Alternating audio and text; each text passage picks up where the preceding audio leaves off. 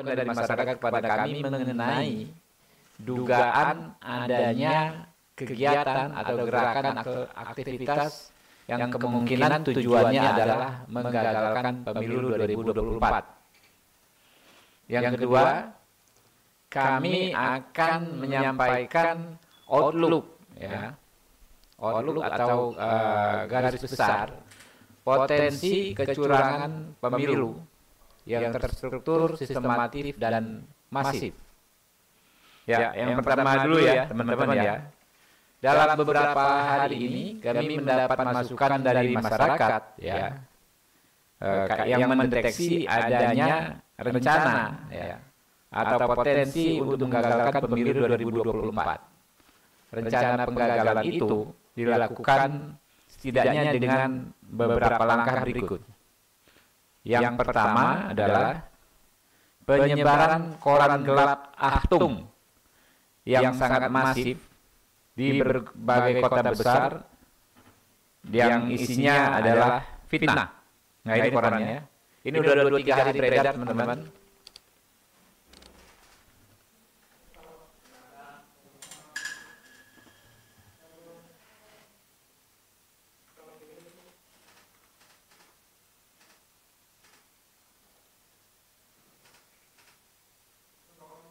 Ya, udah ya. Isinya confirm fitnah, misalnya ini soal inilah penculik aktivis 98 ya. Inilah korbannya. Ini gambar Pak Prabowo, teman-teman. Foto Pak Prabowo di fitnah sebagai penculik. Padahal kalau kita bicara soal penculikan ya, tuduhan pada Pak Prabowo, ada setidaknya 4 fakta hukum yang jelas-jelas menguatkan bahwa Pak Prabowo tidak ada kaitan sama sekali dengan penculikan aktivis 98. Yang pertama, tidak ada satu keterangan saksi pun dalam persidangan tim Mawar yang menyebutkan adanya perintah, arahan, ya, atau permintaan dari Pak Prabowo untuk melakukan penculikan tersebut.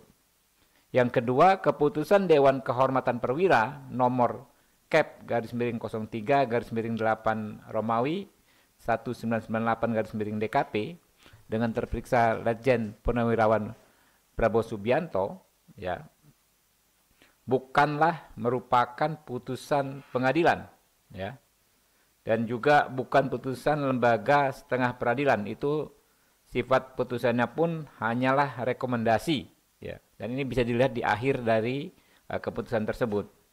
Yang ketiga, keputusan Presiden B.J. Habibie ya, yang merupakan panglima tertinggi TNI waktu itu adalah memberhentikan Pak Prabowo secara hormat dengan menghargai jasa-jasa dan pengabdiannya selama bertugas di TNI. Dan yang terakhir, yang terpenting menurut saya adalah sudah lebih dari 16 tahun, sejak tahun 2006 ya, Komnas HAM tidak pernah bisa melengkapi hasil penyelidikan perkara pelanggaran HAM berat penculikan aktivis yang dinyatakan kurang lengkap oleh Kejaksaan Agung. Padahal menurut ketentuan pasal 20 Undang-Undang Nomor 26 Tahun 2000, waktu Komnas HAM untuk melengkapi hasil penyelidikan tersebut hanyalah 30 hari. Ya. Jadi itu.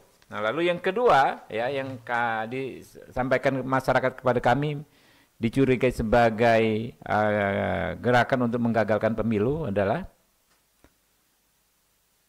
adanya hasutan kepada mahasiswa untuk turun ke jalan ya, untuk melakukan demonstrasi menentang politik dinasti dan membangun narasi soal pelanggaran HAM, menangkap para pelanggar HAM.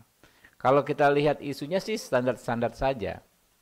Tetapi ini tidak masuk akal ya, dan kita tahu di era pemilu ini kan sangat sensitif